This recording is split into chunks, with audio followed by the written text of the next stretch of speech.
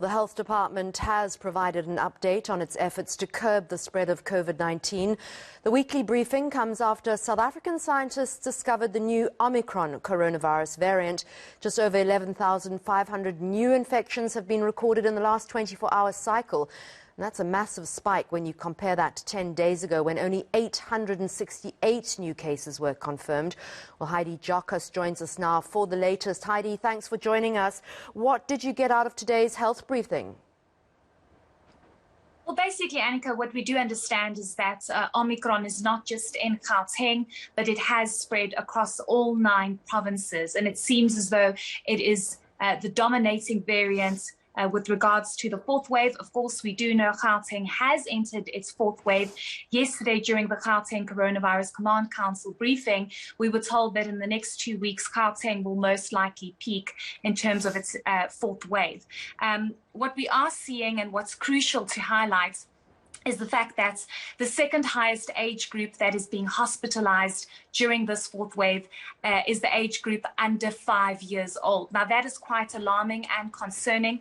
The reasons given for this is because this is an age group that is not vaccinated, highly exposed, and most susceptible to this new variant because this age group is unvaccinated. What we also do understand is that the majority of hospital admissions come from the unvaccinated, and very few are due to reinfection, and some of them have already been vaccinated. But many were wondering what exactly the hospital admissions look like because we weren't sure what Omicron was like and if this vaccine actually worked against severe COVID-19. But what we are picking up and what stats are showing and the data is showing is that it certainly is an unvaccinated and the age group that hasn't been vaccinated. So under 5, the age group between 20 and 39 years old, where previously, Annika, in the 2nd and 3rd wave, what we saw was the age group 50 and 60 because that was the age group that wasn't vaccinated. So if people want to know what exactly hospital admissions look like, this is the picture that we're getting through from the Department of Health. But remember, it's still very early to tell what exactly all of this looks like.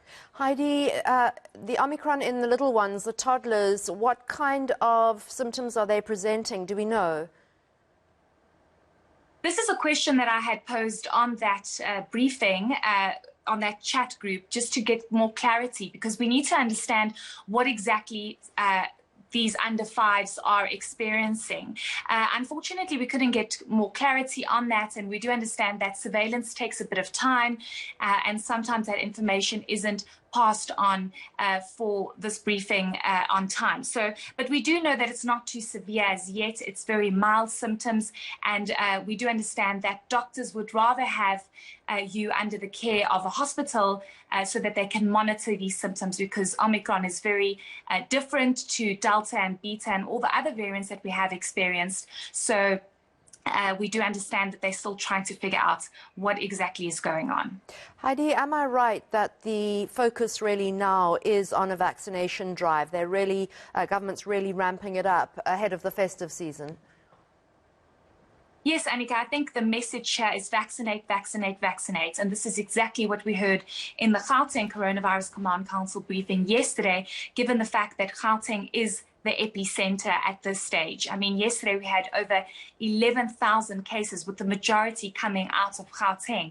So the message here is to vaccinate. And the reason for this message, and you will have many people disagreeing with this, but you have scientists and data that is coming out to say that even with the Delta variant, Annika, even with the Beta variant, the vaccine was effective, and the vaccine provided protection against severe COVID-19, hospitalization and death. And this is exactly the kind of message that's being pushed by the Department of Health to say, we have sufficient data to prove that vaccines work against severe COVID-19 and hospitalization, which is what they're trying to avoid. The question came about as to whether or not we will go into a harder lockdown. The president did say last week, Sunday, that they will be monitoring on a weekly basis. Infection rates have almost doubled in the last couple of days. So the message here is The only thing that we can do is non-pharmaceutical measures, which is mask wearing, sanitizing, social distancing, not being in crowded places.